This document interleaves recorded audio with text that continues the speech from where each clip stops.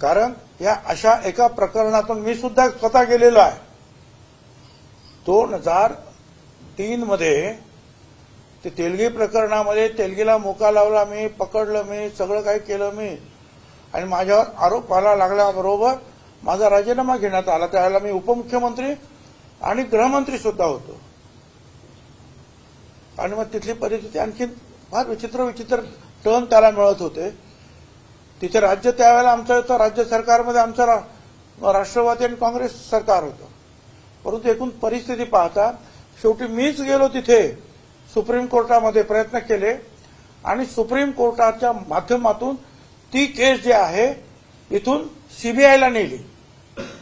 आणि सीबीआय त्यावेळेला वाजपेयी साहेबांचं बीजेपी सरकार होतं आणि सीबीआयने पूर्ण आमची चौकशी केली, पूर्ण सगळ्या फायली तपासल्या, प्रश्न विचारले आणि त्याच्यानंतर त्यांनी सांगितलं की तुमचं याच्यामध्ये काहीही दोष नाही, तुम्ही केलेली कारवाई अगदी योग्य आहे. आणि माझं नाव सुद्धा चार्जशीटमध्ये कुठे आलं नाही. परंतु उपमुख्यमंत्री पद गेलं, होम मिनिस्टर पद गेलं, एक डाग लागला कारण नसताना, मनस्ताप झाला घरच्यांना, आम्हाला सगळ्यांना. आणि अर्थात परत मग जे पवार साहेबांनी आम्हाला 2004 मध्ये निवडून आलो आम्ही त्या येवल्यातून आणि मला मंत्री केलं. परंतु म्हणून मला मी ते भोगलेलं आहे की कारण नसताना, प्रूव्ह झालेलं नसताना एकदम राजीनामा घेऊन असं आहे की हे सगळे जे नेते किंवा मंत्री होतात ते लहानपणापासून काहीतरी काम करत करत करत करत करत वाढत पुढे मंत्रिपद काही ताबडतोब मिळत नाही. आणि अशा वेळी एकदम तिथून त्यांना अशा रीतीने राजीनामा मागणं हे काही मला काही योग्य वाटत नाही. चौकशीमध्ये काय सापडले तर ते मुख्यमंत्री त्यांनाच बोलून सांगतील की बाबा तुम्ही काय करायचं ते करा, तो भाग वेगळा राहील. मंत्री राहिले तर संपूर्ण चौकशीवर त्यांचा हातच कुठे आहे? हातच कुठे आहे त्यांचा? अजून काय सिद्ध झालं हातात? पण तुमच्याकडे जी काही माहिती असेल ती त्यांना द्या ना, ती द्या ना तुम्ही.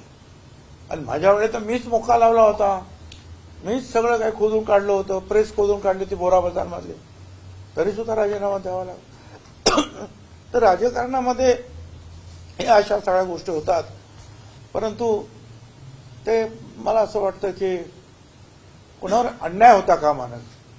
त्यांनी जर काय दोष असेल तर त्या दोषीला शिक्षा झाली पाहिजे.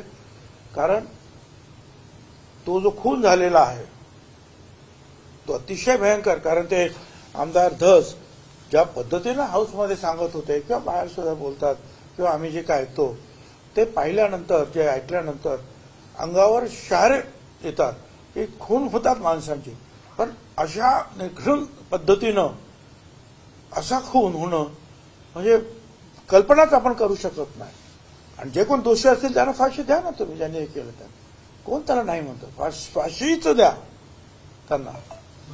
परंतु कारण नसताना कुणावर तरी अन्याय होता कामा नये एवढं सुद्धा मला वाटतं.